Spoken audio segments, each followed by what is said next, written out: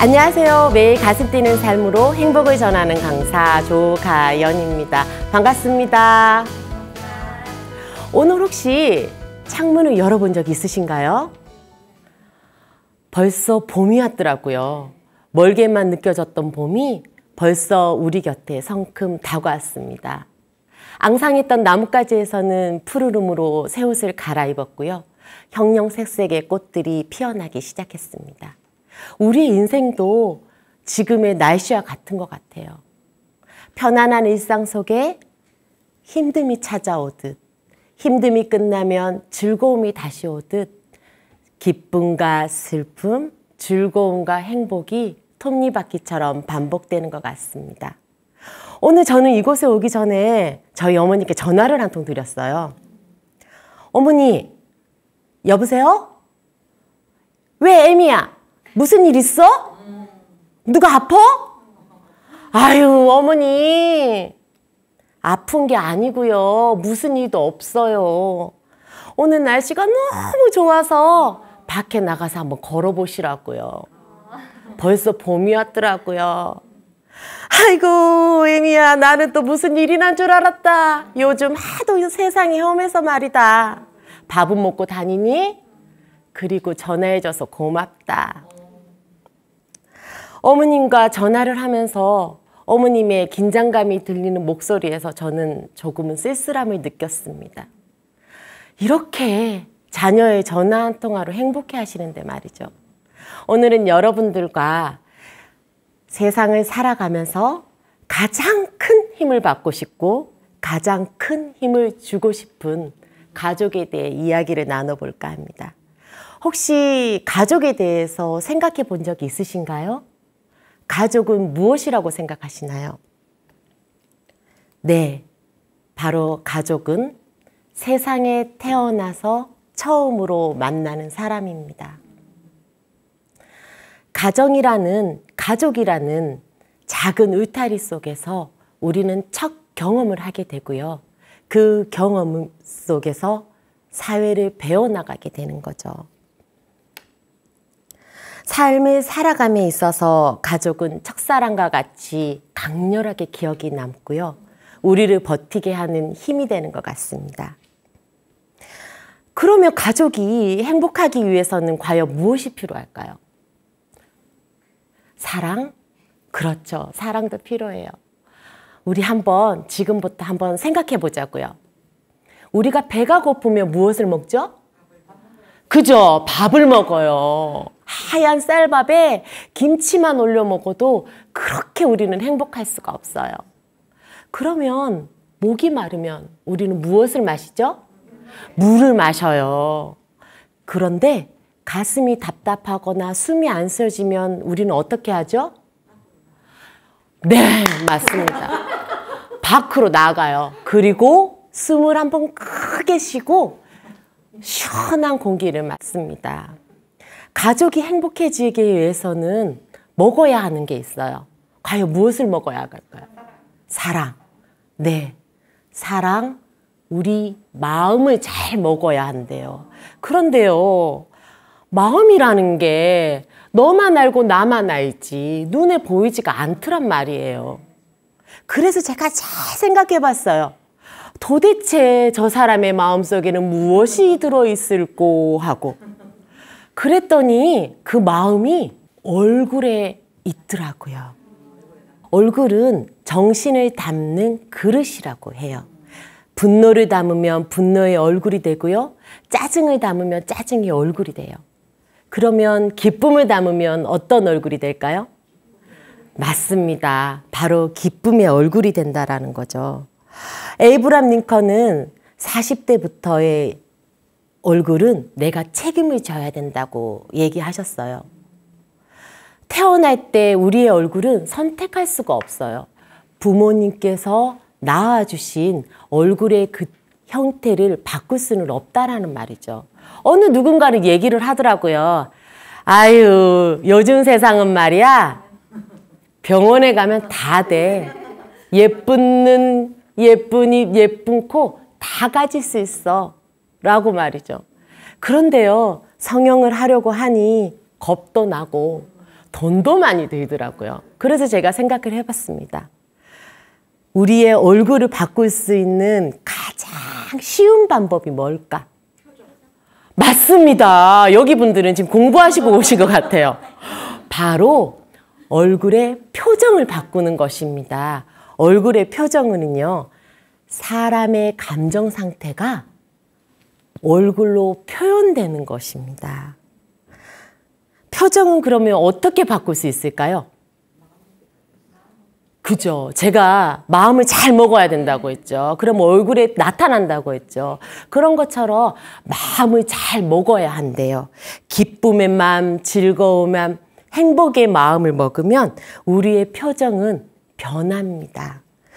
누군가는 또 얼굴에 대해서 이렇게 말씀을 하시더라고요. 젊은이의 얼굴은 예술품이고 노년의 얼굴은 걸작품이다. 너무 멋지죠. 그래서 제가 이 말을 딱 들었는데 갑자기 이런 유머가 생각이 났어요. 우리가 지금 다 여기 여성분들이 와 계시잖아요. 우리가 처음 화장을 했을 때를 한번 생각을 한번 해볼게요. 처음 10대 때 어른이 되고 싶었어요. 그래서 나의 어림을 감추려고 저희는 치장을 했습니다. 10대의 화장은 치장이라고 한다고 하더라고요.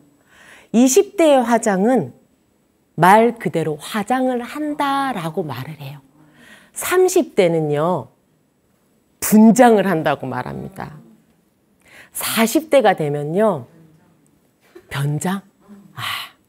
무장을 한다고 해요.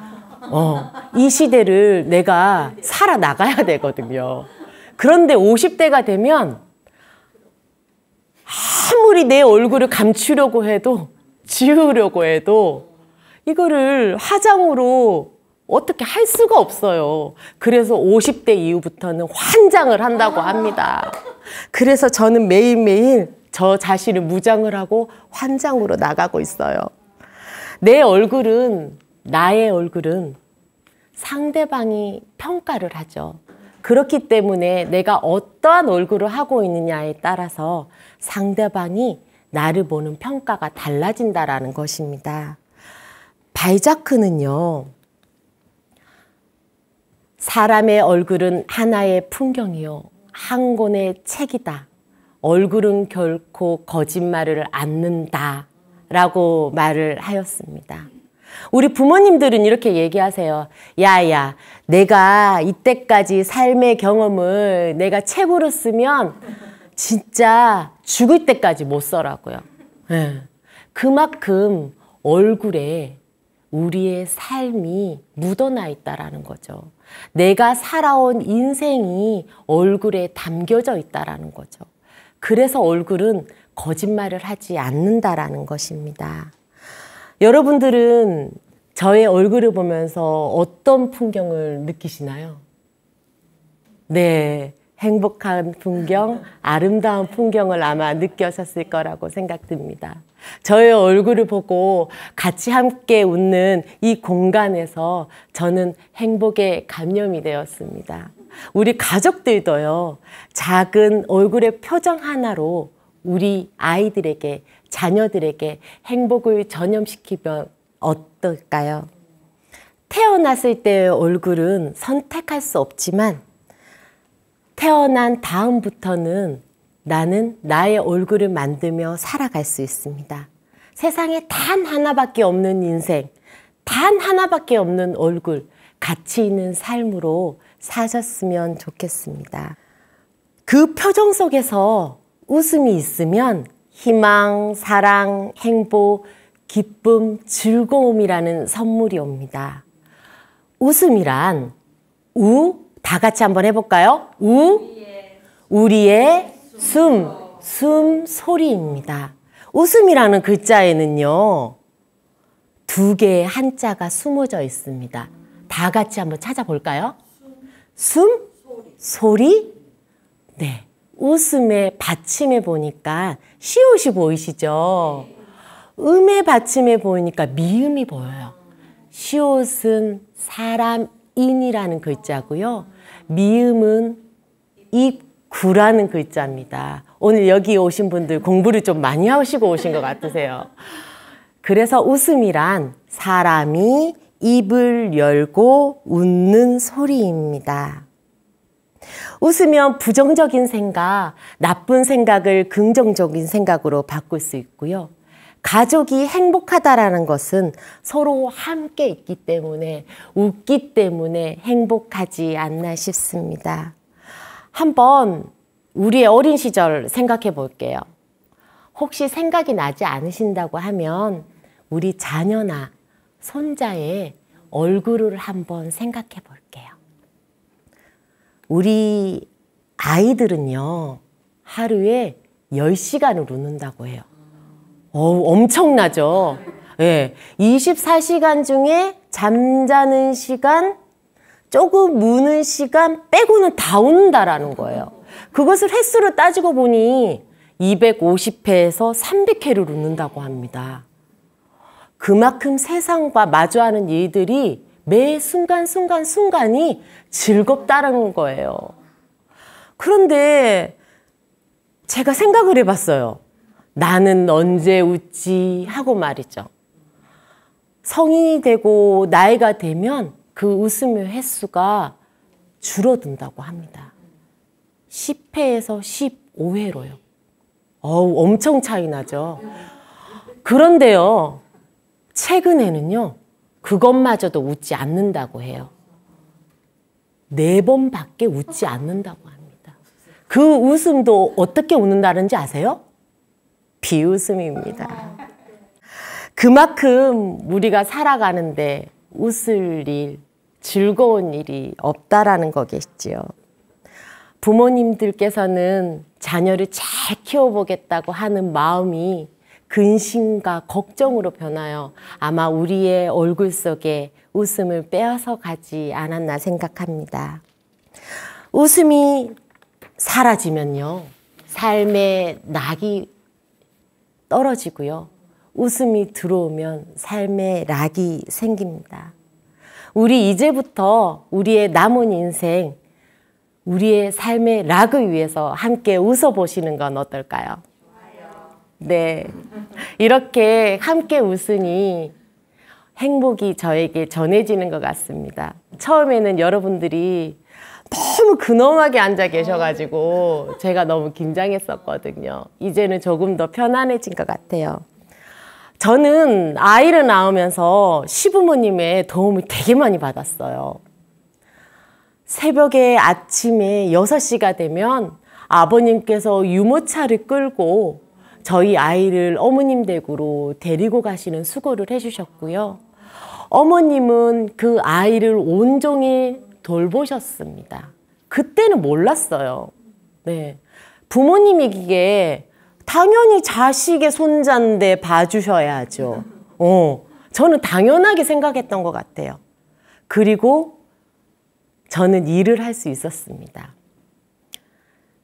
그런데 어느 순간 아이를 맡기면서 조금씩 뭔가 모르게 불편함이 싹 트고 있었어요.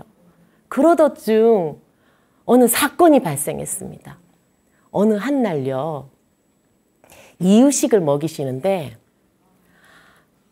다들 경험 있으신 것 같아요, 지금. 이유식을 먹이시는데, 이유식을 이제 뜨거우니까 보통 이렇게 살살살살 돌려서 후후 하시죠. 후후 할 때도 저는 그때부터 조금 사실 불편했던 것 같아요.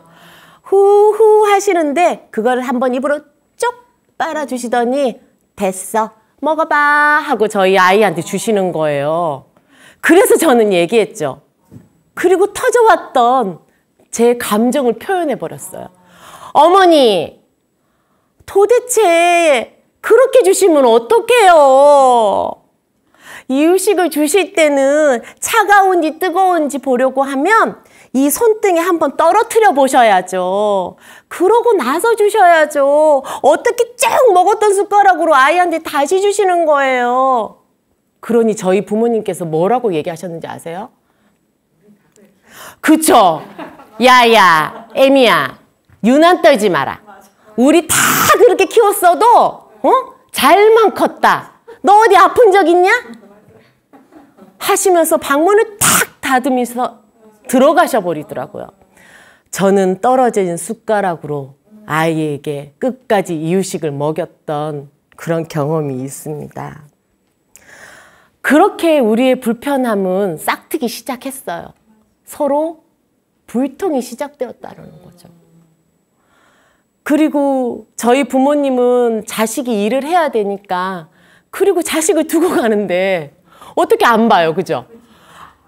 부모님은 자식을 안 볼 수도 없고 저는 안 맡길 수도 없고 점점점 냉전 상태가 되어갔습니다. 대화는 단답형이었어요. 그리고 그러한 가정의 온기 속에서 저희 부부 간에도 서로 날카로운 대화가 오고 갔던 기억이 납니다. 여러분들도 아마 그런 기억들이 아마 있으실 거예요. 그러던 중 저는 결심했어요. 그래, 책에서도 이렇게 적혀 있더라고요. 자기 자식 자기가 키워야 된다고. 그래서 저는 결심했어요, 그날. 그래, 내가 이렇게 불편하게 살 바에 차라리 내가 조금 늦게 가더라도 돈을 조금 덜 벌더라도 내 아이 내가 키워야지 하면서 육아휴직을 회사에 딱 냈습니다. 아주 당당하게요. 저는 제 아이를 최고로 키울 줄 알았어요. 그런데 아침부터 저녁까지 365일 하루도 못 쉬고 아이를 돌본다는 게 정말 만만치가 않더라고요. 화장실을 갈 때도 안고 들어가서 있었어야 되고요. 밥을 먹을 때도 아이를 안고 먹여야 했습니다. 그리고 씻을 시간도 없어요. 씻기는 저에겐, 씻는 그 순간의 시간은 저에게 사치였던 것 같아요. 너무 힘들어서 잠자는 시간도 없었던 것 같아요. 그런데 이 아이가 왜 우는지, 이 아이가 왜 보채는지 도통 알 수가 없어서 저도 인터넷도 뒤지고 책에도 뒤져보면서 이 아이가 왜 그런지 알아보기 시작했어요. 그런데 어디에도 지금 이 순간에 우리 아이가 왜 그런지에 대해서는 아무도 말을 해주지 않더라고요. 그래서 저는 전화기를 들을 수밖에 없었어요.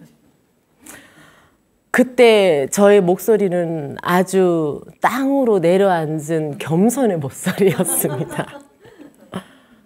어머니, 잘 계시죠? 그런데 이 녀석이 도통 밥을 안 먹네요. 저희 어머니, 아이고, 야야, 네 새끼면서 네가 모르면 내가 어떻게 하냐? 처음에는 이렇게 퉁명스럽게 받아주시더라고요. 저는 그래서 전화 끊을 뻔했어요, 사실. 그 말 뒤에 야야, 처음에는 잘 안 먹더라. 물 좀 한번 먹여봐. 그리고 이유식을 먹이면 잘 먹을 거야. 어머니 감사해요. 하고 이유식을 먹였어요. 또 어느 날은 또 그렇게 울더라고요. 그런데 사람이라는 게요, 처음이 어렵지 두 번은 또 쉽더라고요. 처음에는 너무 겸손의 자세로 어머님한테 전화를 드렸다고 하면 이번에는 좀 편안하게 전화를 했던 것 같아요. 어머니, 왜 이 자식이, 죄송해요. 제가 아들을 키우다 보니까, 네, 이 녀석이 왜 자꾸 울어요?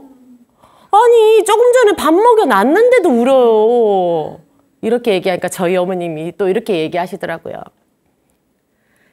지금 몇 시냐? 지금요? 2시요.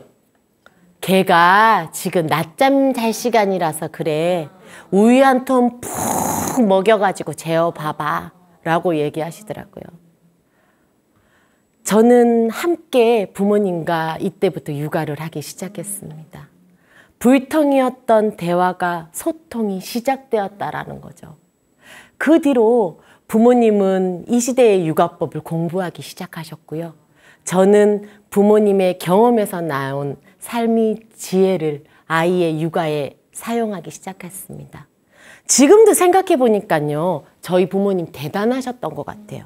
요즘 양육 방법, 양육서에는 온통 맞춤형 육아, 내 자녀에 대한 글로 가득하더라고요. 우리 부모님께서는 그 시대에 맞춤형 육아를 하고 있었다라는 겁니다.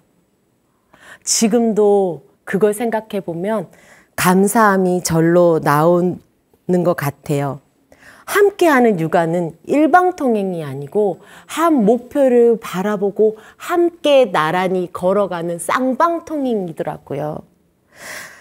그 뒤로 저희는 사소한 아이의 웃음으로 함께 웃을 수 있었고요. 아이가 힘들어하거나 어려운 일이 생기면 서로 머리를 맞대서 함께 문제를 해결해 나가려고 노력을 했던 것 같습니다. 저는 그 이후 어머님의 삶 속에서 나온 지혜를 하나씩 배워나갔고요. 그 덕분에 저도 잘 살고 있습니다. 저희 아이도요, 저희 부모님 덕분에 함께 했던 즐거웠던 육아 덕분에 마음의 상처를 받지 않고 건강한 아이로 자라게 된 원동력이 되었던 것 같아요. 지금 여기에 있으신 분들도 자녀나 손자, 손녀가 있으시죠? 어떠세요? 우리 어머님들. 손자가 오면 너무 좋죠. 그런데 이런 말도 하시더라고요. 더 좋은 거가 있다고.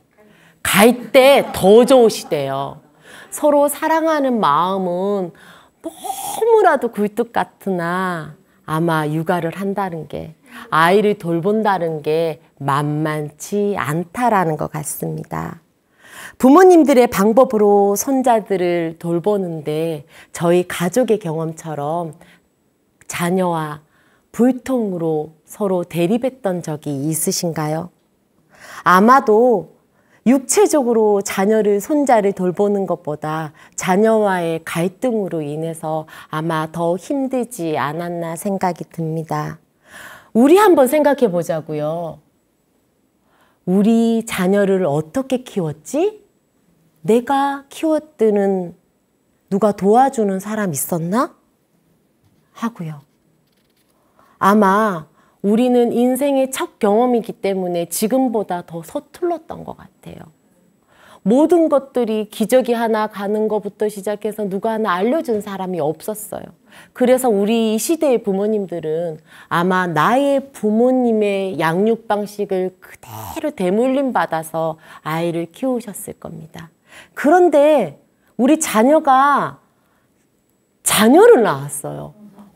이제는 내가 한번 키워봤기 때문에 더 잘할 수 있는 힘이 생겼던 것 같아요, 부모님들은. 내가 살아온 경험을 더해 손자를 보는 더 즐거움을 더해 더 나은 인생을 살아라고 하는 부모님의 이러한 생각들이 우리 아이를 더 잘 보려고 하는 욕심이 생기게 된 것 같습니다. 그 시절에는요, 사실 아이를 키우는 게, 부모님의 방식으로 키우는 게 그렇게 크게 문제는 없었을 것 같아요.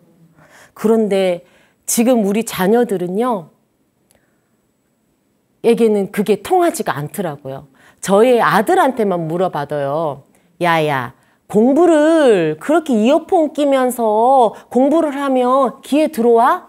엄마 때는 말이지, 독서실에서 칸막이 탁 키고 정리정돈 된 상태에서 공부했어. 그렇게 말을 했어요. 근데 저희 아들이 엄마 꼰대야? 이런 것처럼 나의 양육 방식이 우리 자녀들한테는 이제는 통하지 않는다라는 겁니다.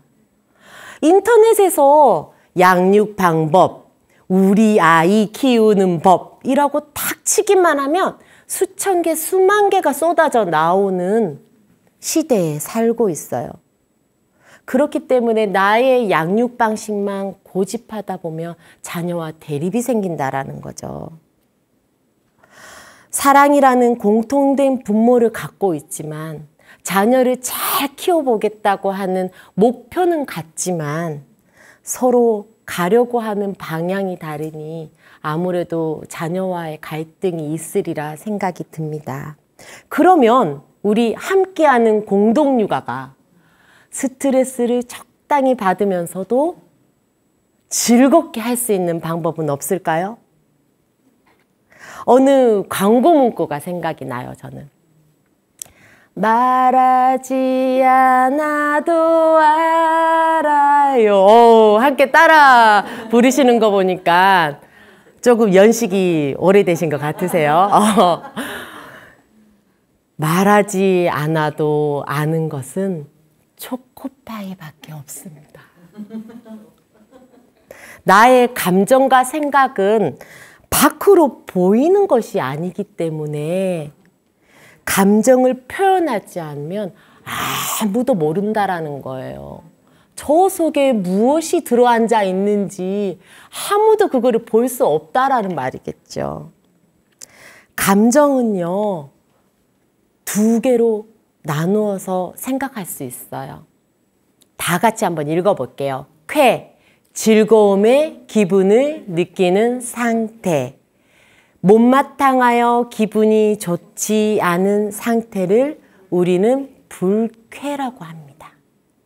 이러한 감정은요, 나만 느끼는 거예요. 저는 봄이 되면 그렇게 후레지아 꽃향기가 좋더라고요. 그래서 그때만 되면 저는 꽃 한 알음을 안고 집으로 들어갑니다. 그런데 저희 신랑은요, 왜 아름다운 쓰레기를 여기에 갖다 놨냐는 거예요. 참 저희가 10년을 넘게 살았어도 그 마음은 알 수가 없다라는 말이죠. 네, 어느 누군가에게는 좋은 기분이지만 어느 누군가에게는 그렇게 좋지 않은 기분일 수도 있어요. 우리가 지나가다가 못을 밟았다고 생각을 한번 해볼게요. 얼굴에서 느껴져요. 막 찌그리고 막 아파하는 모습. 우리 경험 있으시죠? 네. 찔렀는데 누가 지나가는 사람이 이렇게 얘기해요. 안 아프다고 생각해봐. 끔찍해요. 나는 지금 피가 철철 나는데 너무너무 아픈데 저 사람이 안 아프다고 생각하면 그 불쾌의 감정이 없어지나요? 없어지지가 않아요. 너무 싫어요. 나 저 사람 이제 앞으로 안 볼 거예요, 진짜. 그런 것처럼 못에 찔려 우리가 살아가면서 이렇게 즐거운 감정들만 느끼면 얼마나 좋겠습니까? 우리의 인생 속에서 이 못마땅하는 불쾌의 감정만 쏙 골라내면 얼마나 행복한 인생으로 살 수 있을까요? 그런데 말이죠. 우리 불쾌, 고통의 순간도 우리에게 지혜가 있었다는 것을 한번 생각 한번 해볼게요. 조금 전에 우리 못 밟았죠? 아프다고 느끼셨죠? 그래요. 그런데 우리가 못을 밟았던, 못이 있었던 장소를 다음에 지나갈 때는 어떻죠? 조심해요. 피해요. 그리고 살펴보게 돼요. 그런 것처럼 불쾌의 감정도 살아가다 보니 내 삶의 지혜가 되었다라는 것입니다. 내 손주를 돌보다가 혹시 처음, 내 자녀를 돌보다가 처음 할머니, 엄마, 아빠라고 입에서 나왔을 때 혹시 기억하세요?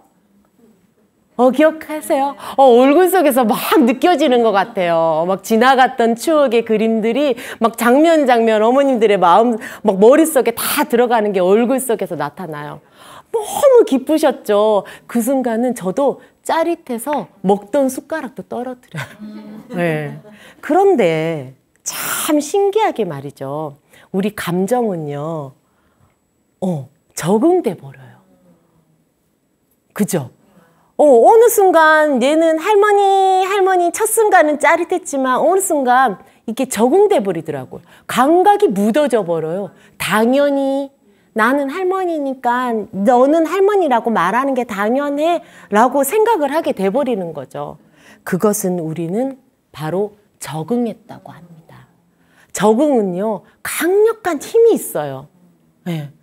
한 번 경험했던 거가 처음에 느꼈던 즐거움을 고스란히 나는 평생 안고 싶은데 적응되고 나면 그것을 어느 순간 느끼지 못한다라는 거죠. 그래서 다시 무감각인 감정으로 돌아가게 됩니다. 그게 바로 리셋입니다. 우리가 할머니라고 불렀을 때 그 첫 느낌을 기억하신다고 하시면 두 번째 느낌도 아마 기억하실 거예요. 우리가 더 높은 행복을 위해서, 나의 욕구를 위해서 우리 손자녀들한테 이렇게 얘기하시더라고요. 할머니 이름은 최정신. 우리 어머님이 이름이 최정신이세요. 최정신이라고 말을 해봐. 할머니 이름 뭐라고? 그렇게 해요. 그래서 아이 이름에서 아이 입에서 처음에는 나오지 않더라고요. 그런데 어느 순간 계속 어머님이 주의식 교육을 하다 보니까 어느 순간 입 밖으로 나왔어요. 할머니는 최정신, 엄마는 조가연. 와, 우리 가족 모두 박수를 치고 환호성을 치고 그날 파티를 열었습니다. 다시 우리에게는 즐거운 경험이 시작되게 된 것이죠. 이렇듯 즐거운 경험은요, 우리에게 행복을 줍니다.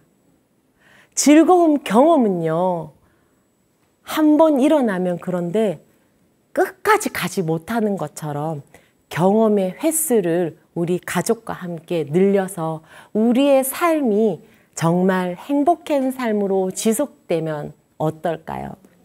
가족이 행복해지려고 하면, 소통이 불통으로 되려고 하면 우리는 4가지를 기억해야 됩니다. 가족은 가장 많은 노력이 필요한 관계이다. 가족 간에는 감정의 여과장치가 있어야 한다. 가족 간에도 합리적인 기대치가 있어야 한다. 나를 사랑하자입니다. 가족은요, 한 번 스치고 지나가는 인연이 아니더라고요.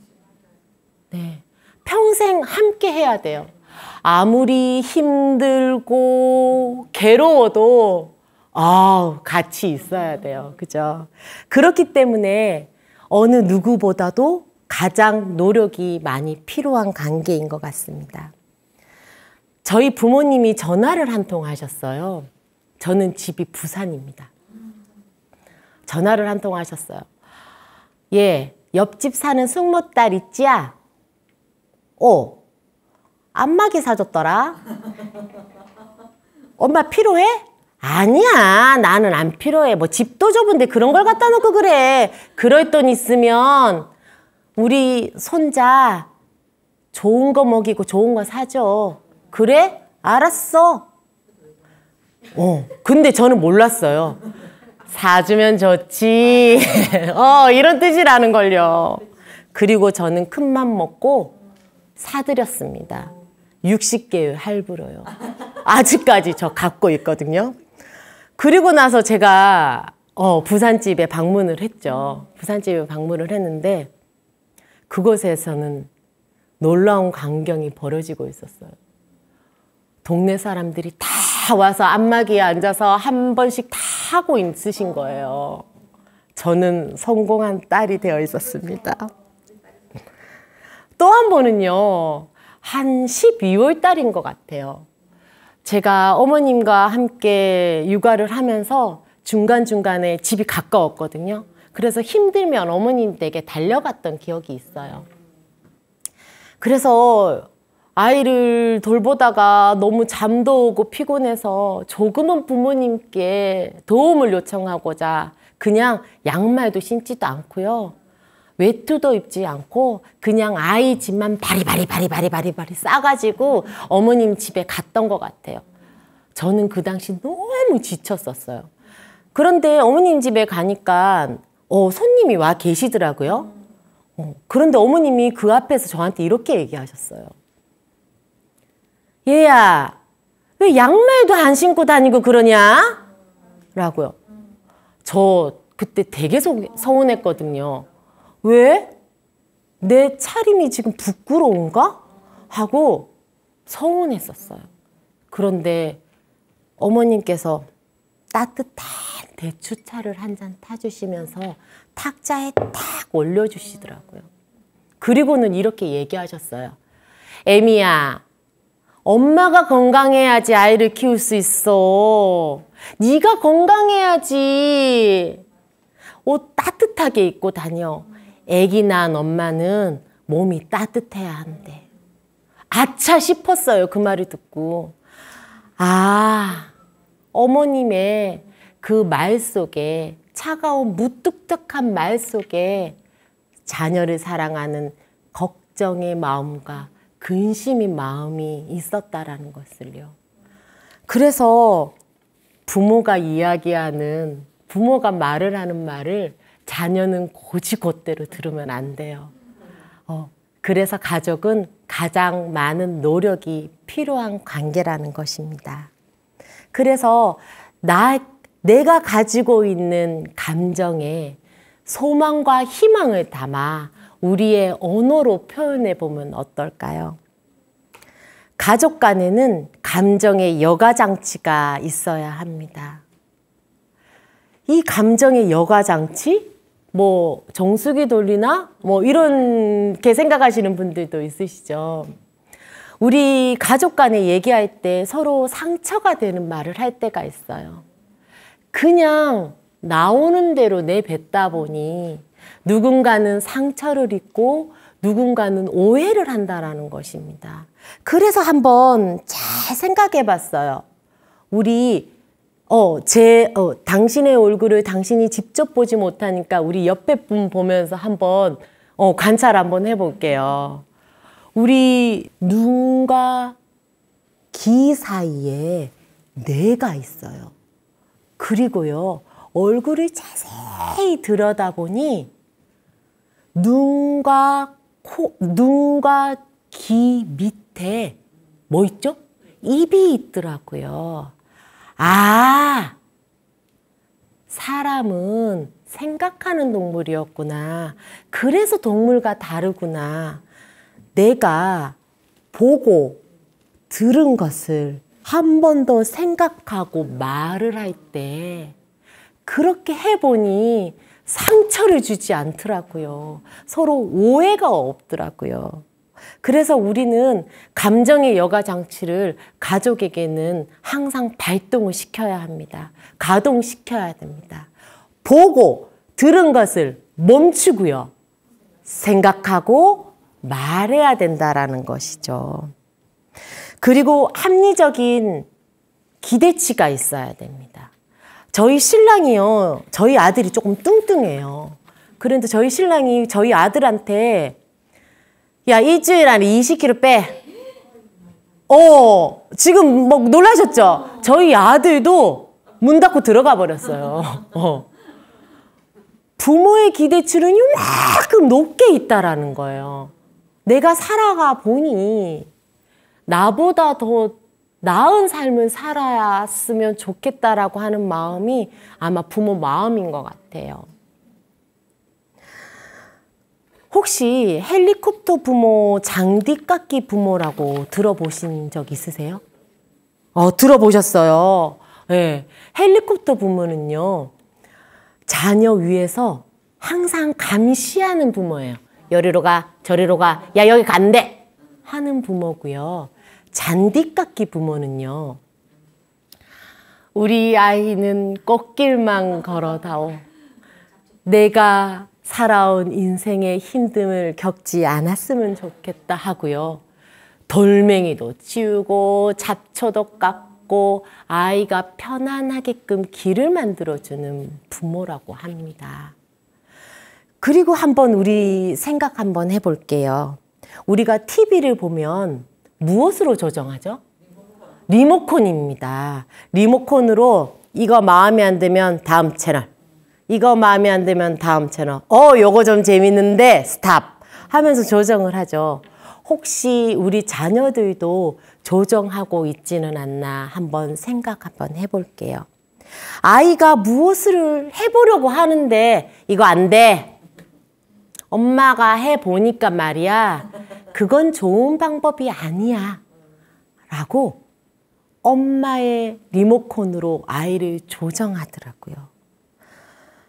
우리 아이들은요, 이렇게 리모컨처럼 헬리콥터 부모처럼 잔디깎이 부모처럼 자란 아이들은 물론 살아가면서 어려운 역경을 그렇게 만나지는 않죠.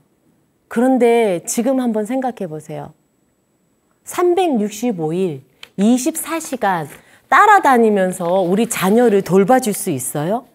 우리가 자녀보다 먼저 갈지도 모르지만 네, 평생을 내가 꽃길만을 걷게 만들 수 없다라는 것입니다. 우리가 못을 밟았을 때 삶의 지혜가 얻은 것처럼 우리 자녀들에게도 그런 기회를 주셔야 합니다. 조금은 느린 삶을 살아가더라도, 느린 길을 선택하더라도 우리 부모님께서 기다려주시면 어떨까요? 우리가 이때까지 경험해 온 삶의 지혜로 말이죠. 그리고 마지막으로 나를 사랑하자입니다. 우리가 살아가면서 가장 적게 사용하는 말이 무슨 말인지 아세요? 사랑? 바로 내 이름입니다. 나의 이름은요, 평생 누군가에게 불려지기만 했어요. 혹시 내 이름을 스스로 불러보신 적이 언제인지 기억나시나요? 저도 잘 생각이 나지 않아요. 저희 부모님이 이렇게 얘기를 하시더라고요. 인생을 살아가면서 사람은 4번의 이름을 얻는다. 태어나기 전에는 태명이고요. 태어나서는 이름입니다. 그리고 살아가면서 친구들이 별명이라는 것을 붙여주죠. 그리고 우리가 무언가를 이루었을 때 호라는 이름으로 다시 살아가게 됩니다. 이제까지는 할머니, 할아버지, 엄마, 아빠로 내 이름을 잃어버리면서 살아왔어요. 그리고 누군가에게 불리기만 하면서 살아왔습니다. 저는 힘들고 외롭고 지치고 슬플 때 저에게 위로의 말, 격려의 말, 칭찬의 말을 합니다. 그러니 그런 말을 하다 보니까 제가 힘이 나더라고요. 제가 아무리 힘들어도 다시 일어설 수 있는 힘이 나더란 말입니다. 우리 다 같이 한번 해볼까요? 가연아, 너 오늘 너무 고생했어. 가연아, 너 잘 살았어. 가연아, 이제까지 힘들게 살았지만 앞으로는 더 잘 살아보자. 우리 이제는 잃어버렸던 나의 이름을 찾아가시면서 거울 속에 보이는 나의 얼굴을 보면서 나의 이름을 불러보는 시간을 가져보면 어떨까요? 나의 사랑하는 마음은 자녀에게 전달이 되고 자녀는 그 사랑을 배워나갈 것입니다. 오늘 하루부터는 나 한다가 아닌 다 한다가 되도록 살아보자고요. 매년 1월 1일이 되면 우리는 항상 결심하죠. 참 결심이라는 게 3일만 지나면 일상 속으로 복귀해버리더라고요. 이제부터 나 한다가 아닌 다 했어, 끝냈어, 목표로 다가갔어 라고 한번 다 한나로 살아보시기 바랍니다.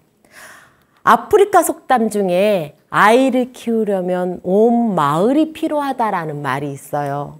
그만큼 아이를 키우려고 하면 많은 사람들의 사랑과 애정과 노력이 필요하다는 거겠죠.